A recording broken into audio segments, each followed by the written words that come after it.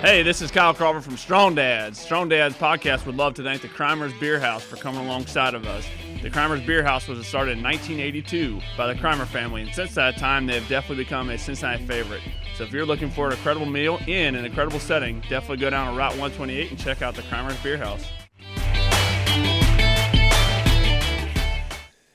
Welcome to Strong Dads. Hey, this is Merle Hutchinson, being joined by the ever fat and tan. Fat? Oh, well, you know. Our last show we talked about you. I know. That's why I had to bring that up, man. Right. You're like totally trashed me on the last show. Hey, Kyle, how you doing? I am great. I'm not excited about this current weather we have. Yeah, well, you're all tan. So Kyle just spent a week down in Florida in the sunshine, golfing. Were you able to get in the water? Oh, yeah. In the ocean? Yeah. We were on the golf side, so it was a little bit warmer. I mean, it was still cold. Yeah. But, you got Ava yelling, like, come on, Daddy, let's go surfing. Yeah. I'm like, all right, let's do it. What we won't do for our kids. Yeah. Well, we had a heated pool, so that always helped. You came back, hey, kids, like, we could go back to the pool, you know. Yeah, the pool and the hot tub, yeah. How are you doing now? I'm doing pretty good. Yep, doing pretty well. Just hanging in there. You still haven't got rid of this, I see. No, I mean, I took a lot of heat over Thanksgiving because, just whatever. Yeah. But it's good. That's awesome. Yeah. So, got a question for you. Oh, boy. Ready? All right, I'm ready. Do you remember the day you became a man? Or maybe the day that you will become a man. Oh, that's right. I remember...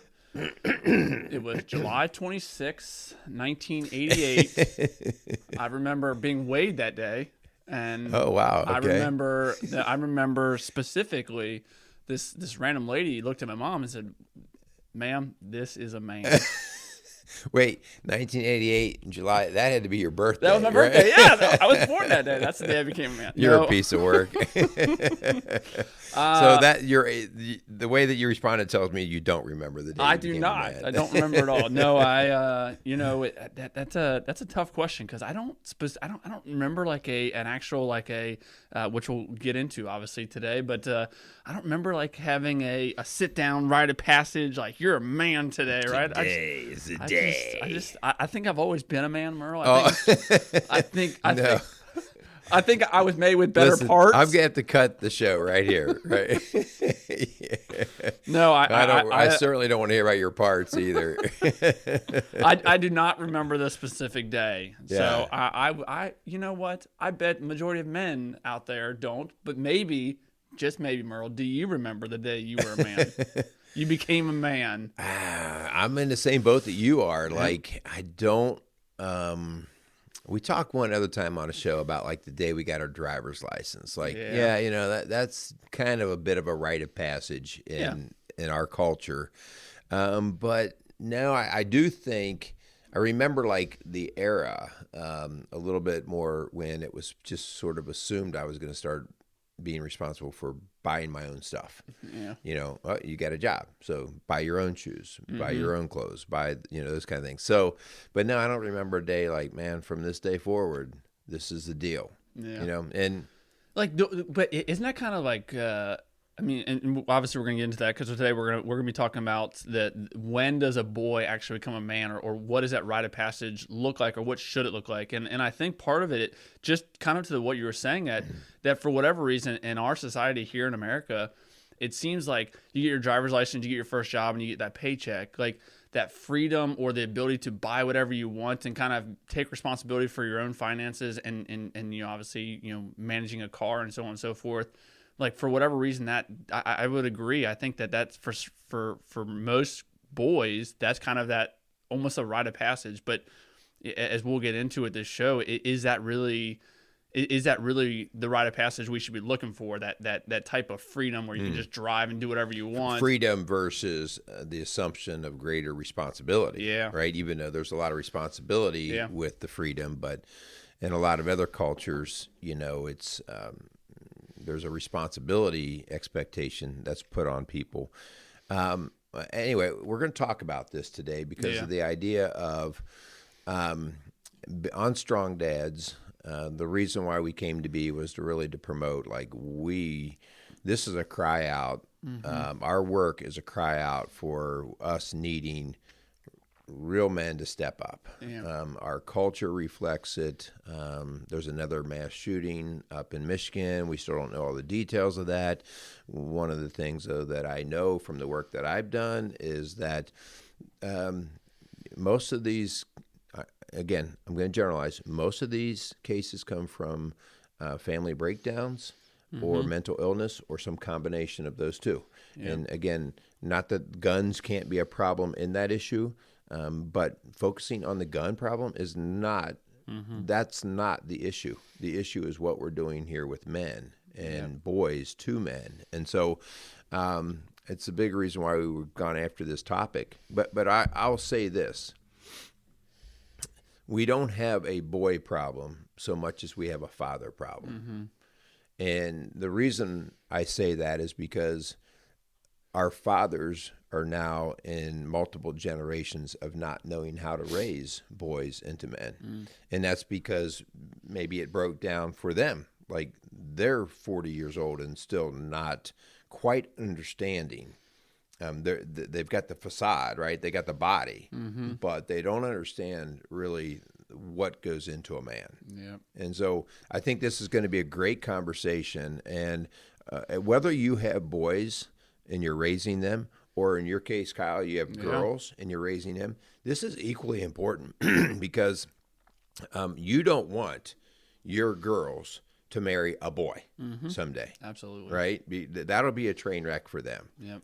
So this is a very important topic, and hopefully we can reach into you dads out there and have some conversation about how you can at least help this process. I like it. Yeah, let's before we get into the show, the kind of the crux and the meat and potatoes of it. So let's thank our sponsors. So Strong Dads, we would love to thank Casey's Outdoor Solutions for coming alongside of us. Located in Lawrenceburg, Indiana. Check them out. All your landscaping needs, decoration. I'm sure they got lots of Christmas. Got it going on. Oh yeah, it's after Thanksgiving, so now we can officially start celebrating Christmas. Yeah. So check out Casey's Outdoor Solutions. Let them know we sent you up there. All right. Also, I'd like to thank the Crimer's Beer House. Thanks to Mark Crimer and his crew for sponsoring Strong Dads and the work that they do for just this community in general. We want to thank those guys. So help us out by helping him out. Go down and get a great meal down at the Crimer's Beer House located on 128 outside of Cleves, Ohio. I like it. All right, so Merle, so this idea, and I was going to ask you before we did our sponsors, is this something, this idea of boys becoming a man, just like you were saying that in our current society, we don't have a boy problem, we have a fathering problem. Yeah. And just like you said, that's kind of why we started Strong Dads. In the coaching world that you and Linda find yourself in, do you see this as a revolving door of a constant, a generational issue? That multiple generations are falling into the same, the cycle, the vicious cycle, or is this something that, obviously the hopes of people approaching you and Linda to hopefully put a stop to that? Is that something you guys are seeing a lot of? So we see it a lot with the cycle, but what's happening, and this is probably part of, this is not going to be an immediate fix. So I think that sometimes it's frustrating. But it's been a growing generational problem. So let's just say that, first off, we're not going to say that dads have always been perfect. No, and either have moms. But the loss of direction and knowing what a man is has been a slow deterioration over the last, probably I could say 3 or so generations. So probably from the 1950s and 60s, you started to see this idea that, let it be. I'm going to do my own thing. Do what you want to do. Those kinds of things. And it just slowly has trickled into now many of the men, the strength in the community just really don't know what they're contributing to the next generation. And so part of our thought here, we have trained people up to live in the moment, right? And that's actually that's a different way of thinking. Like if I live in just the moment, meaning that I'm going to get what I want today. Like today I have to be happy. That's why when people say, what's your goal in life? And they say, my goal is to be happy. Well, that's a dangerous goal to have because that means you're going to work for the moment. Yeah, there's no vision. Yeah, there's no vision because building means, I've built a couple homes. You've been involved in projects. Not every day is happy, right? Like there's days that I came to work on our house where I was like, oh, really? Like this is beating me down. But the vision for having the completed house was the driving factor. Yep. And so that takes a little bit of forward thinking. And so living in the immediate time has really kept us into boyhood. Mm-hmm. And so this whole idea of saying, let's build something for the future. Yeah. Let's see what kind of work we need to do so that our kids or our boys and girls have something better. All right. So the generational impact, and it's important. Linda and I we pray together, and part of our prayer routine is praying for our kids and their future spouses. Okay. Because we want, like we got to be thinking forward. Like we want them to know that. Yeah. So this is that whole idea. And, in putting the show together, you and I talked a little bit, like there are some crazy rites of passage out there. Like probably I'd still be a boy if I had to go through some of these things. Have you read some of these things? Yeah. And it's crazy because these rite of passage is something that we don't have in America necessarily. I mean, there may be pockets of it, but for the general statement, the general population, like we don't have that token day when, just like we were talking at the very beginning, like you're a man today, where these other cultures, other parts of the world, they do have that rite of passage, and I think there's something to it. Maybe not to the extent of some of these I'm sure we'll get into, but I think there's something there because at that point there's a moment in time when that boy can look and say, okay, from this point forward, my expectation that I was held by my parents, by my friends, by my peers. From that point forward, I was expected to perform and be like a man. Yep. Are there going to be shortcomings? Absolutely. Right. But it's getting out of that boy mindset. I mean, what are some of these rite of passage that you wrote down? Well, the whole you've seen probably the tower diving. Have you ever seen that one? So again, like I think this is somewhere down in South America where they build this. Just the tower itself was pretty shady looking. I don't think it's OSHA approved. But anyway, they build this tower out of these logs and everything, and it's up over, in some places, up over 100 feet tall. Okay, so this is shaky wooden tower. Wow. And they get to the top of this thing. And of course, that's not the rite of passage, just getting to the top. No. So they get to the top, and you can stop at different levels. And actually they can start this at an earlier age, part of practicing. Okay. That's how important it is in the culture. And basically you get to this certain height, and then they tie a vine, like a tree vine, around your ankles. Okay, which that right there, there's a reason why we have qualified and official bungee straps. Okay, and so we're just going to wrap this vine around your ankle, and then you're going to dive off.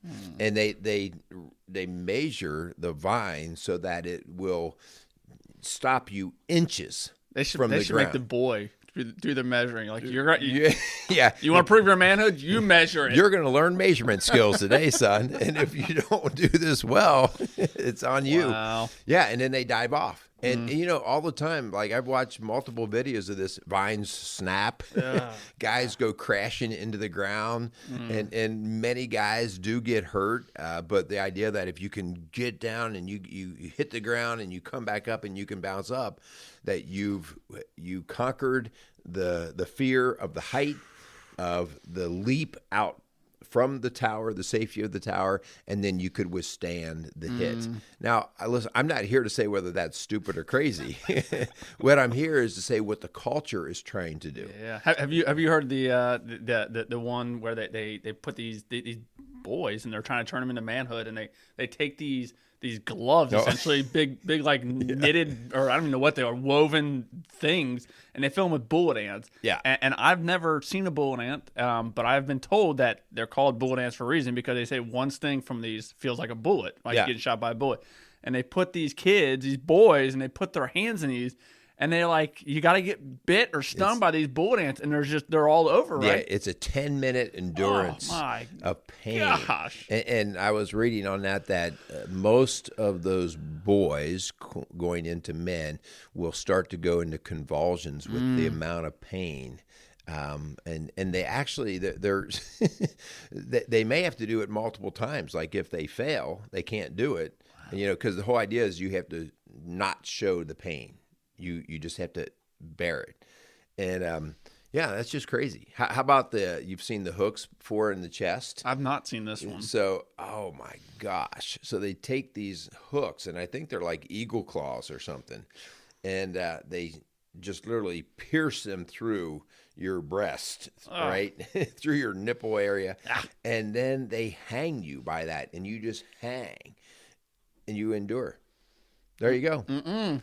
So sorry, Jen, I won't be home for dinner. I'm getting hung today. Is this what you're planning on doing for your boys? No. Like, it's manhood today, son. So let me speak to that a little bit. And one reason why I think that this was important, I can't go into the details for the sake of protecting my sons, but they have gone through some intensive military training. And it is so much in the same order of what we're talking about. Yeah. The intensity of the training, listen, all of these guys that go through the training that they go through they're all studs, they're all athletes, they're all strong, they're all smart. But what separates them is those who can properly put the pain in its perspective, the problem solving in the right perspective, and then to endure to get through. Yep. And so when they complete that training, there is like, okay, now we will start treating you like the type of soldier you are aiming to be. Right? And all the rules change on it, literally like everything, how they talk to each other, the clothes that they wear change from the day they start to the last day. Yep. And so there's very much in that military practice, there is a rite of passage that comes through there. Yep. And it's so powerful that it changes the person. It changes how they approach things. Like there's no longer then a time for whining or complaining or making excuses because you graduated through that. You don't. That's not part of your fabric anymore. Yeah. Right. Well, so we have this. Where I work, we had an academy. We had a 6 months. It was 24 weeks. And similar to that, your very first day, it's the whole, tear you down to build you back up mentality. And again, not saying that when it comes to fatherhood, that should be the way in which we approach our kids. But I think there is something to having a defining moment where from this point forward, because going into the Dayton Fire Academy, I did have previous experience, right? I was a fireman before that. And the first day of the Dayton Fire Academy, they're like, we don't care where you came from. From this point forward, if you want to be a Dayton fireman, these are the next 6 months, we're going to teach you how to be a Dayton fireman. And then you graduate. I remember because the first day of the Dayton Fire Academy, you get an orange helmet shield, and that goes on your helmet shield. And that basically means you're a nobody, right? Right. They use choice language to tell you how much of a nobody you are. And then the day you graduate, you get your official shield that goes on your helmet. And it's a big deal going from an orange shield to the red shield. That's a big deal in where I work. That's a big deal because it signifies it's that rite of passage. From this point forward, we're going to hold you to a Dayton fireman standard, not a probationary employee. And it's just that rite of passage you have to go through because it sucks. It sucks. 6 months of studying every night, getting your butt kicked in PT, not to the extent of what the military guys go through, but there's definitely that similar mindset that we're gonna tear you down. We're gonna let you know what it takes to be. We're gonna give you the tools. We're not just gonna leave you out on an island, but we're gonna give you the tools. And then when you graduate here, when you get to be a Dayton fireman, that's a big deal. Yeah. And you should carry yourself as such. Yeah. And none of this is new to our culture. Exactly. Okay, like we get certificates, we get licensing, we get diplomas and degrees, and all of those are basically you put the work in and you finally master something, and then on the other side of that, you're looked at a little differently. We somehow have lost sight of the purpose of why we would do that for our boys and even our girls, right? Either way, like we just assume that they'll wander into manhood. Yeah. So let's talk a little bit about, okay, listen, I don't know if you are interested in actually creating a formal rite of passage, which believe me, I think that there's a very important place for that. And we do some of those kinds of things in our own home. But there are daily practices. And we're going to talk about some of these daily practices. And some of them are almost controversial today, which, like in my mind, I kind of shake my head like, really? Like that's controversial? But that's why we have boys stuck being boys, right? So a couple of those things, actually, we have 20 different items, and I want to go through those conversation points on each one of these. But one of the very first ones is you got to teach and encourage competitiveness. 100% agree. Right? Like we have broken down competitiveness as if it is something that could hurt your child. Now, I'm not just talking competitiveness in sports. I mean in anything. In other words, I've got to learn to excel, to win. I've got to learn to win. And it could be win in my education. It could be win in my sports. It could be win in an achievement. But the idea that I'm striving to be better and I'm striving to be able to handle myself. Competition is stressful. It is. Right? Like it's one thing. I used to always, we've talked about running before. I can go out and go for a run and think I'm really something. Like, man, I really ran well today. Yep. And then I sign up for a race and I go, oh, I'm not very much at all. Yep. Because it helps us become humble in our walk. Like, oh, I'm not nearly as good as I thought I was. And so that competitiveness is that exposure.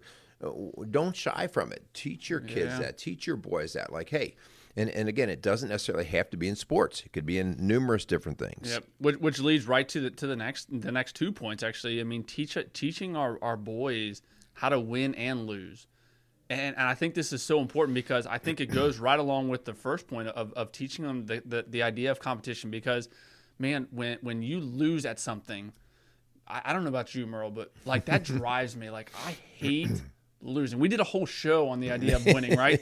I hate losing, and that very competitiveness that my dad instilled in me, like that makes me want to be better. Like I want to be the best damn fireman I can be, right? So when I'm on a fire scene and things aren't going well and I essentially lose, at what I'm doing, man, I'm going back to the drawing board. I'm going to a training. I want to get better. I'm going to take it. I got to eat a little piece of humble pie, right? When I do lose, when things aren't going my way, when I do have failures, man, eat that humble pie and realize, all right, let's take a step back. Making that same mistake again, that is truly the failure there. Right. And this idea that I am so competitive because that was instilled in me that is important to be competitive. So when you do lose, I'm going to get better. Yeah. Right. And then on top of that, when you do win, when you do have those successes, again, still taking a piece of that humble pie and realizing, hey, who else was with me? Who else helped me win? Yeah, right. I think that part's huge right there. One way that we know, we've talked about this in other shows, one way that we know we're dealing with a boy is when they cross into the end zone and they're all about them, right? They're celebrating the win for them. That's a boy, right? And that could be a massive boy, a big boy, but that's still a boy. Did you ever see Kevin Durant? He won the MVP in the NBA. He won the most valuable player, and he got up there, and he went through everybody in the locker room that helped him get there. Wow. He talked about his mom. He said his mom is the real MVP. He talked about the people the equipment managers, the people who take care of, who wash his uniforms, and like he can't dress for success if those guys didn't do their job. He goes to the people who sweep the basketball court for practice. I mean, he goes to everybody, and it's just that mindset that he gets the credit for the wins, but there's so many people that have been behind him that help him got to where he is. That's a cultural thing, right? Like when you start to do that, you start to see the importance of taking care of the culture that you are part of. And I think that's the win part that we don't teach our boys. We teach them that it's almost cool. So what kind of dance are you going to do in the end zone when you finally score your touchdown? Yeah. You're sticking them into boyhood, right? It doesn't mean they can't celebrate. They need to know how to celebrate, all right? How about this? Oh, okay, moms, close your ears on this one.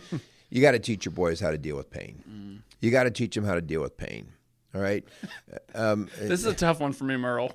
Because I mean, I obviously do have two girls, but like I have seen in my world as a fireman, I have seen people that are really hurt, right? That are like holes in their body hurt, right?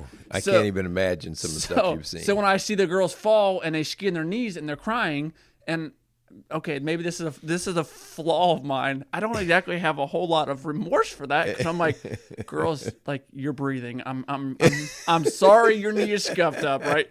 But I do think just how to deal with pain, like that is so important for our boys, because man, if we don't teach them how to deal with the pain, how to cope, and like put things in perspective, man, I think we really miss, because then it's almost like you fall into this victimhood mentality. Oh, I'm so hurt. Woe is me. Come take care of me. Yeah. Yeah. So we got to teach the whole pain thing, right? Mm-hmm. So like, I remember I learned this very early. My dad always carried a handkerchief. Okay. Remember what that is? Like this little white thing in your back pocket. You blow your snot on it. It grosses people out today. Like, oh, and then you put it back in your pocket. Yeah. He always had a handkerchief. Really? And I remember cutting wood, working out in the yard, doing whatever. He'd cut himself. He'd pull that handkerchief out, wrap it around once or twice, tie a knot in it, and we'd keep right on going. Mm-hmm. I mean, I remember times him cutting himself. He was a mechanic. We'd work in the shop with him. He'd bust a knuckle or do something. He would never. I'd be like, Dad, like, you're bleeding. Well, so what's your point? Job still got to get done. Yeah. And because I hung around that, like, that was what we did. Mm-hmm. And I think the important part of that is the idea that you have to assess, like, is this really that big of a deal? Yep. To work through that pain. Teaching our kids how to endure pain and put it in its proper place. It doesn't mean we plow through everything, right? But learning how, okay, is this a kind of pain that I really need to deal with, or is this a superficial kind of pain that, this too shall pass, right? Yeah. And versus everything's a big deal. I mean, you just wait till you get older. It's every day, right? You got pain. Day. So anyway, teaching our kids how to deal with pain. These next couple, obviously, I love this idea. Man, let's teach our boys, and this is something I'm teaching my girls now. We get the little Home Depot kits, and we go in my shop, and we build stuff. Like, I remember growing up, going over to my grandparents, and my grandpa Charlie, he would take a block of wood, and he would put a bunch of nails in it. And he taught me how to hit a hammer. And, man, those are like, although very mundane at its very core, these things, learning how to do basic, using tools, man, I will never forget that. Yeah. That would, I mean, so many life lessons, hitting something on a constant hit, aiming, hitting what you're going for. Like these mundane tasks are I mean, I use a hammer almost daily in my workshop, right? I use a mallet, a hammer all the time. I think there's so many valuable lessons. This idea of using power tools. Man, I would love. I was actually just talking to my sister about, she homeschools her kids and bringing her kids over for shop talk, right? Yeah. The safety, using this power tool, respecting the tools. We talk about it all the time at work, like these tools that we use in the fire world. Like, we have to take care of them. Like these very tools are going to take care of us when we really need them, but they're not going to take care of us if we don't nurture them, if we don't take care of those very tools, if we don't oil them, get them ready, sharpen them. Those things, man, there's so many good lessons in that. Yeah. I think that the idea of teaching your boys how to fix something, how to master something is so important. Like, the idea that when you are, I remember when I was starting to drive, I had a buddy that I hung around who was not taught any of this stuff at all. His dad was a professor and good people, all that, but there was no mechanical sense, no fix-it sense. And we had a flat tire, in his car. And he's like, oh, he's freaking out. I'm like, just pull over. Like, well, what are we going to do? I'm like, we're going to change it. And within 5 minutes, I've changed so many tires in my life. I mean, I just had that thing changed. He's like, how did you know how to do that? And I was like, dumbfounded. Dude, you're like number one in the class, and you don't even know how to change a tire on a car. Right. And I just think like the practicality of teaching your boys how to fix things, how to build things, it creates a sense of accomplishment, but also like, hey, I just added value to something. Yeah. So I think it's an extremely important thing. Yep. What about this idea? This teaching our boys manners. Like, you mean we shouldn't teach them to see if they can burp the loudest? Yeah, and fart belching at the dinner table. Like, that's a real man right there. But this one is really important for me. I mean, all these are, but man, when my girls get into the dating world, when they are seeking out a man that they want to marry, I want them to respect my girls. And part of that respect is having the manners. I still, call me whatever you want. I think there's a lot to be said about a man who opens the door. And this isn't something I do a lot. So Jenny, if you're listening, maybe I should hold the door for you more. But I think there's something to be said about a man who is in tune with knowing that manners mean something. Right. That saying please and thank you, that yes sir, yes ma'am, like those mean something. Those show like a sense of that there's that respect that you have for someone who is older than you, that is maybe a little bit more wise than you, that you don't have all the answers. Right. I think there's a lot to be said about that. Yeah, manners. I mean, our culture today kind of shakes their head at manners.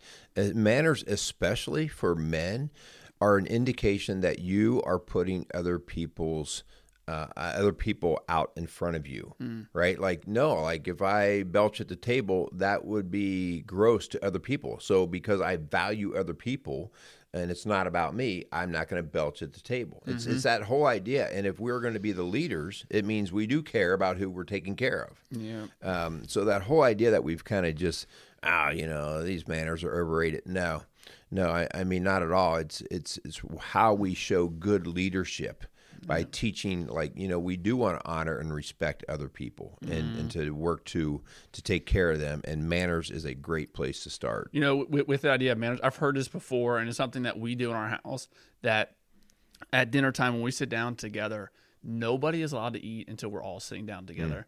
And I think there's so many valuable lessons just in that our girls know that mommy and daddy prepared this food for you. Right. And you're going to wait until mommy and daddy are sitting down with you. We're going to pray together, and then we're all going to eat together. And I think I've heard preachers talk about this before, just how valuable that is, that everybody waits until, especially the cook, because usually the cook is the one who sits down last, right? They're finishing up, getting everything prepared. How valuable it is to teach our kids to wait until everyone is sitting down together. Right. And then nobody gets up until everybody's finished or they've been dismissed. Yes. Right. And then at our house, nobody leaves the kitchen until the dishes are finished or unless you've been released for some reason. Okay. Yeah. Because it's just that whole idea, like this took work to put this together. Yeah. So don't just come in and assume that you can come in, shove your food in your face, and you can go do your thing. Like, no, that's rude. So teaching your boys that they need to be part of that. How about this one, this whole idea? Did anybody ever teach you how to speak well to others? Merle, I've been talking since I was born. I said speak well. Oh, speak well. Maybe an English teacher, I'm sure, probably maybe use proper grammar. Yeah. But the idea of actually speaking up, letting your voice be heard. Yeah. I'm sure I got yelled at a lot of times for not speaking loud enough. But super, super common, especially with teenage boys. All right, that. Whether they don't have confidence, whether they're afraid they're going to sound stupid, whether they just don't want to partake in the conversation, but they tend to muffle their voice and look down away from you. That's kind of a go-to posture that a lot of teenage boys have.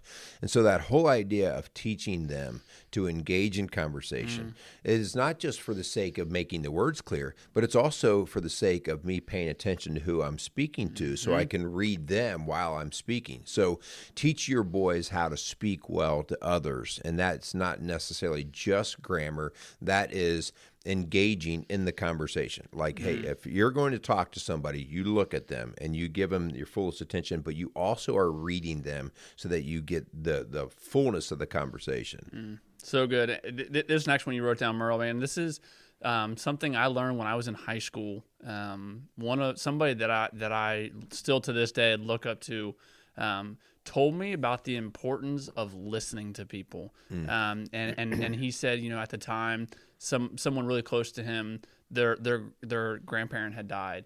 And he said, I just went to the hospital and I just sat there and I didn't say anything. Yeah. And to me, that was like, I will never forget that lesson. The idea that that, man, we talk all the time, especially when you're in rookie school, the idea you're to be seen and not heard. Mm-hmm. And there's a lot of value in that. And maybe in the content of parenting, man, we need to teach people to actually listen. You may hear me, but are you listening to what I'm saying? Mm-hmm. And then obviously we do it all the time with Mia because she likes to be a stinker bug sometimes, right? Like, what did mommy and daddy just say to you? And make her repeat it back to us.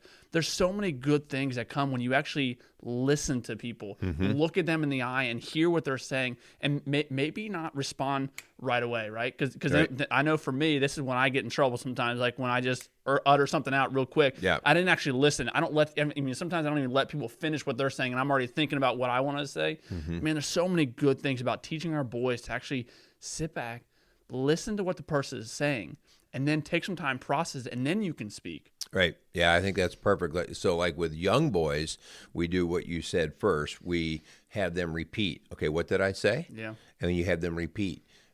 Now, like my youngest is 13. Okay. So he mastered the hearing. Like he'll repeat back what I said, but that's not enough because he knows that that's just sort of halfway tuned in. Yep. I'll say, tell me what that means. What I just said, tell me what that means. Now I'm asking what them. What action is required. Right, like to process it. Put it back in your own words. Yeah. So I'm asking them to engage at a deeper level. Okay, dude, listen. Yeah, that's what I told you to do, so you can repeat that. But now tell me what that actually means to you. Right. Well, that means you are asking me to, okay, blah, blah, blah, blah, blah. So the idea that they learn to process it, teach your kids that. All right, they will be so much better off at the people that they're serving later when they can actually think through another person's eyes. All right, so this is kind of the start of how we teach empathy, that they can see how somebody else is thinking and feeling, and they can actually take the time to process that. Yep. Now I've heard you talk about this one a lot more. So talk about the idea of teaching our kids to read people. Like actually, oh man, because you talked about the idea when you walk in, sometimes you're reading what Linda kind of what mood she's in, and then that kind of dictates how in which you're gonna approach her. Yeah. So you want to teach your boys how to read an environment. Like, no, you're a fireman. When you come onto the scene, you are taught first not to just go flying through the door. Yeah. You are taught to read the scene, okay, and make quick assessments on what tools, best approach, all these things that you guys are trained in doing. We call it a 360. So our officer does a whole 360 degrees around the house to see everything that house is going to present to us. Okay, yeah. Yeah, so I need to teach my boys to do that. And so we start at the school level, okay? So part of what I have our kids do, listen, you go into school. Your very first thing I'm going to have you do when you walk in that class is you are going to say, "Hi, Mrs. Smith or Mr. Jones or whoever, how are you today?" And then we teach our kids to start observing the body language, the facial expressions, the voice tone, because I need them to read the temperature in the room. I need them to understand what's going on. Good men will quickly come in and instead of just thinking about what they want to do, all right. So like our youngest sometimes walks into a room and he's all about himself. And the next thing you know, he says something that gets him in trouble. And it's all because he didn't understand the temperature in the room. The teacher happened to be pissed off that day. And even though he joked yesterday with the same joke, today it doesn't seem to fly. So teaching your boys how to read the environment, read people. It is so valuable. I use it every day, right, in my work, but you do too. All of us do. We learn to read our environment if we're going to be successful. That's the made me think. So a while ago, I was serving. I used to work at Skyline. I was serving down there, and I walked up to a table, and hey, how you guys doing today? Whatever. And the little girl was crying. I said, "Oh, there's no crying in Skyline, right? We're here to have a good meal." And the mom and dad looked at me and said, "Well, we just came from Grandma's funeral." I'm like, didn't read that one right. I'll be back. We're going to start this one over again, right? And you're a work in progress. I'm always. That's bad. Yeah, that's really bad. Okay. Let's move on to this next one. This is going to be another controversial area. Were you ever taught to fight by your dad? Not the actual action of fighting, but to stick up for myself. Absolutely. My dad, I was bullied. I came into a new school in my 5th grade, and I was bullied a little bit. And my dad, he told me, like, if you get in a fight because someone's bullying you, like, I'll back you up, right? You know, I'm not encouraging you to go get in a fist fight with somebody.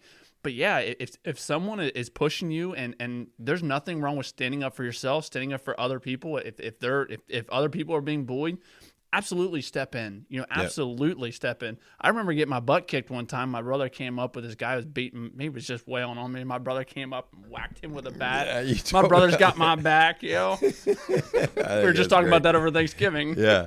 So, you know, let's not shy away from this. First, I want to teach my kids, and this is an ongoing process here. I want to teach my boys what to defend, okay? Yeah. So you defend yourself. You defend your family members. You defend your faith. You defend things that are of value to you, okay? So that's why we have to teach, like, what we're going to defend. But next phase of that, I have to teach. I want my boys to know how to defend themselves in their words, okay, their actions. Sometimes the best defense is just not engaging with certain people. Sure. Right? Like, no, like, yeah, I'm not going to waste my time on you, okay? Yeah. But ultimately, if it means so, I want to teach them how to defend themselves if it were to be in a physical altercation, okay? Yeah. And I say that, as you said that before, this is not you, son, you do not go out and start fights. Yep. No. But if somebody gets to that point, you know, I got your back in terms of I will defend you. Yeah, there may be consequences, but you'll know that you're supported here at home. Absolutely. Okay, but you defend yourself. These next two, I'm going to kind of lump together. Man, I think there's so much good about teaching our kids, our boys, how great God is. And then on top of that, the idea that we should be serving others because of that greatness. Like, I think there's so much good because, especially as a boy, there's so much pride and ego that comes in with turning into a man. Like, oh, I'm a man now, right? I got muscles and so on. But it's the idea that there's something so much bigger than me, right? And you start to that pecking order, right? That God is in control of your life. You, although God gave you the ability to lead others, man, he's still in charge of you. And I think there's so much good that comes from putting things in perspective, putting a boy, letting him know that he is not in charge of his own life, that someone else is in charge of that. God is in control of your life. And then on top of that, because of who God is and his greatness, we need to go out and serve other people. And what that looks like to have a man serving other people, because boys don't serve other people. No, that's right. That's right. They don't. By their nature. They want what's best for me. So if we can instill that idea of how great God is, I think that trickles into a boy becoming a man and learning that serving other people's benefits God. Yeah. It benefits us as man. Yeah, I love that whole idea. This is that whole idea that you first start to teach that you're there for something greater than you. Like, you're as a teammate, you're there for the team, okay? You're, as a member of the community, you're there for the community. You're there for your family, something bigger than you.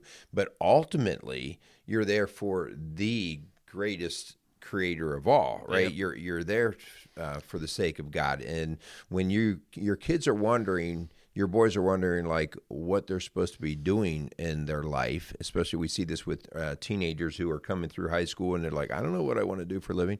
Just start with the idea of, well, how are you going to serve God, right? Serving God, like something greater than you, rather than how can I make the most money, right? How can I be happy? Well, first off, what talents and skills have you been given by God, and then using those to serve others? And so that whole idea of putting it in perspective is how we can help our boys turn into men. Yep. I love these next two. The idea of teaching our boys to explore, try new things, take risks. We did a whole show on the idea of risk, right? Man, there's so much good about getting outside of your own comfort zone, getting outside of yourself, and try something new. That, I mean, there's always risk reward, right? That's a natural thing that happens in life, and a lot of the things that we do, these new things we're trying to explore and try and get into, there's going to be risk involved. There's going to be failures that we're going to fall into, which goes back to our first 3 points idea of wins and losses, right? Teaching our boys how to win and lose. Man, when you take risks, you're going to fail. There's going to be fails that happen in your life when it comes to taking risks. But what is the return? I mean, is the risk benefit? Is there benefit in taking that risk? I mean, could the result be really good? And I think those are really important things to teach our boys to explore. Get out there, get dirty, man. I'm a big believer that we have too many boys that are in men's body that don't want to get dirty. That and I'm not talking about actually the physical dirty, but like get in the mess with your kids, man. Whatever they're going through, go through it with them. Get in that mess. I think there's so much good that comes with taking this risk because it puts you in an uncomfortable position. Mm-hmm. But God never promised. He never, ever once tells us you're going to be comfortable through life. Never once. No, man, I just think this is huge. We have become so bubble wrapped in our culture that we are afraid to cause any problem or disturbance in terms of risk and failure. Because if you fail, somebody thinks you're going to fail for life. I remember we had a conversation with some friends about buying our first trampoline for our older boys, and I mean they were like, "Oh my gosh, no! Do you know the risk of people getting injured and all that?" I'm like, "Okay, that's why." All the more reason I'm going to get 3 of them. Okay. Again, we're not being stupid. Okay. Yeah. But that idea that I want my kids to go out and get on that trampoline. I have one kid who can do double flips all day long. Wow. And I have another one who has a hard time doing a rolling somersault on it. That's okay. That is absolutely okay. The idea that they start to test themselves and sometimes they land wrong. And again, we're not being silly and stupid here. This is not tower diving, right? Right. But that whole idea of no, I mean, my son came in the other day, he was riding his bike, and he came in, and his shin was all bloody. He's like, Dad, I think I got a problem. And I'm like, I go to look at it, and I was getting ready to do, put some mud on it, you'll be fine. And I looked at it, and there was his bone. Wow. I was like, oh yeah, I think we're a little deep there. And he just ripped a nice triangle of flesh right off here. He slipped on his pedal, and it just ripped that flesh right up. And I'm like, okay, have a seat. Let me clean this puppy up a little bit. Let's get down. We'll get a few stitches in. We'll be fine. He was a trooper the whole time. He was just because he was doing stupid stuff on his bike. Right? Yeah. So, okay. The reward wasn't so good for that risk, was it? Not on that one, but, he can ride a wheelie farther than anybody else I know. So, man, this next one, let's teach our boys to admit when they're wrong and apologize for it. I think this is so valuable. It's taking that, again, eating that humble pie. And on top of that, I think on top of learning to apologize and teaching our boys to apologize when they're wrong, I think it's just as vitally important to teach our boys to forgive. Mm. I think that is so important. Man, there's things that I do that how can I say that what you're doing and what you did to me is so much worse than what I've said to you or what I've done to you? Man, I think there's so much value in teaching our boys to apologize, and then when someone apologizes to you, to forgive them, because you would want someone to reciprocate that to you. That is something that I'll give her props. Jenny is hands down the most forgiving person I've ever met in my life, ever. The girl, she forgives me daily for all my mess ups, right? That's a different show. I don't want to go down that road, but yeah, she's in good practice. She is. She was. Maybe that's why she's so good at it, because she gets to practice it. But I think apologizing and forgiving are two huge things that are missing in the physical men in this world, but they're actually just boys when they don't understand. No, and they want to hold on to it, and so I think that's a great point. That whole idea, they hold that grudge. And that whole idea of, you not knowing how or not willing to forgive just adds your poison to yourself and how you're going to operate and your own, turmoil inside of you. It's like, no, let's move past it. Let's forgive and let's look for something better. So I think that's a huge point. Yep. What about these last couple ones? So these last couple, guys, and this is this part where, before we're talking about taking risk and getting hurt and all that, but that's only part of teaching our boys to be men. One part that is huge here, and these last two things, is teaching them what it means to care for something or somebody, to actually care. Because this is a real typical phrase that we hear out of men. I don't care. I'm not going to. And so and I say that all the time, right? Like if I don't want to invest in something, I'll say, you can do whatever you want. I don't care. Right. And there's a place for that. But when we just start to generalize, I don't care, it means that I just really am isolating myself, that I'm only going to care about me. Mm-hmm. And there's certain things I need to speak the value in. Listen, your family is a value, so you care for that. And here's what that looks like. I think it is so cool. I've mentioned before, my dad is in his late years in life, and he's pretty much, he doesn't walk anymore, and he needs constant, somebody around there. I have 5 siblings, or 4 siblings, 5 total. Every one of us are there on a regular basis caring for him. And I just think that that's amazing. And we're talking about 3 pretty gruff guys and 2 sisters who are very busy, but we spend our days over there taking care of him. And I just think, I'm praying that my kids are watching and seeing the lesson of, hey, this is what you do. Listen, there's plenty of other things I'd like to do, right? But this is what we do, how we show caring.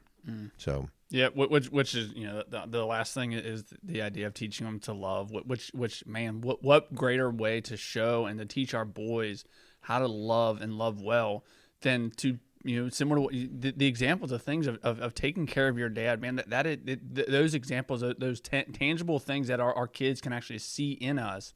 The idea of loving well, I think is so important, and then it goes back to the idea of serving people. Like what a great way to love people by serving them. Yeah. That's so good. Teach your boys this phrase or this word, agape love. Our culture does not really understand what love is. We love pizza. We love baseball. We love our wife. We love all these things, and the word gets really messy.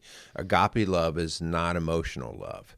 Agape love is sacrificial love, and especially as a man, like Christ sacrificed. It was the greatest love of all, right? And men, more so than women, are called to die for things. They die for their countries. They die in battle, okay? They surrender themselves to a greater cause. And so that's the type of love we're talking about, sacrificial love. Teach your boys that you'd be willing to die for something. Right, and to teach that well, I think, is so important. Would you die for your wife? Would you die for your country? Would you die for Christ? Right. So teaching them how to love well. Man, I hope these actual things we've been talking about. I know this show's gone a little bit long, and really do appreciate you guys staying in tune with us, because I think this is so important, because this is something we are missing in our society. We are missing in America this idea of having a rite of passage. Using what we just talked about as a way to have a rite of passage. At this point, son, I'm going to treat you like a man. You need to act like a man because of the things that we've talked about, because of the things I've shown you. Because if you yourself, and I think we can all say at different avenues, different parts of our life, we fall into boyish ways. I'm not always the first one to apologize for my mistake. I fall into boyish ways, right? But my hope is that enough of the man qualities that I hope I possess and I hope I present to my girls, that those are the qualities that they're going to look when they want to go find a husband. I hope that those are, and just like we talked about at the very beginning of the show, like this is so important if you are raising just girls like I am, or if you do have boys, so vitally important, something that's so incredibly missing in our society that we're just leaving up for chance that these boys are going to turn into men, right. and it just doesn't happen. It's very evident. That's part of the reason why we started this whole podcast. That's right. Yeah. So part of our challenge here would be to take these things and start to implement them, to start to set the bar higher, so that your boys have something that they're now being held to, that is being expected, and you're going to be surprised. They are going to reach that bar. They will. Yeah. Because now that's clear. But you, as a father, you have to be clear in your expectation of it. Give them accountability. Yeah. All right, so we want to wrap things up. We thank you guys for listening. We want to thank our sponsors, for Casey Outdoor Solutions and for the Crimer House, for supporting the work that we do here at Strong Dads. We also want to thank all you listeners out there. Please do us a favor. We need you. Our show continues to grow, but we want it to grow more. We want these messages, whether Rock Solid Families, whether Strong Dads, or any other podcast putting out these kind of shows about pressing dads and making families better. We want them to win, and so we need your help. Give us 5-star ratings, subscribe to our channels, pass these on, share them with friends. We need your help to do this, so help us out. Awesome. Yeah, check out Merle and Linda at Rock Style Families. Let them know if you guys need help. I know you guys are doing an end of the year. I'll give you a shout out there. Rock Style Families. If you want to come alongside and support the mission that Merle and Linda are doing here, money well spent. Money well spent. We greatly appreciate it. We have seen we had over 1,000 coaching sessions for marriages this year, and over 250 brand new clients walked in our door. That's just for marriage and parenting stuff right there. That's not all the other stuff. So, yeah, we want to just keep driving that. Yep. So Awesome. Really appreciate you guys. Go out there and be some strong dads. I got an idea. What? Let's go out back in the big tall tree. Let's climb up there and you jump first. I'll jump first? Yeah, I want to just see what kind of man you are. Can I measure? I don't trust your measuring skills. No, I got you covered. Okay. I got some baling twine. We'll just wrap it around your head, maybe around your neck. You can do this. Come on. You got this. Baling twine. You got this. See ya. Casey's is a premier garden center and gift shop located in Lawrenceburg, Indiana. Casey's offers a wide selection of plants, landscaping materials, home and garden decor, and gifts for every occasion. Casey's is committed to providing exceptional service, a unique shopping experience, and value to every customer. Stop in and see what makes Casey's so unique. Located at 21481 State Line Road, Lawrenceburg, Indiana, or call 812-537-3800. Let Casey's help you add beauty to your home.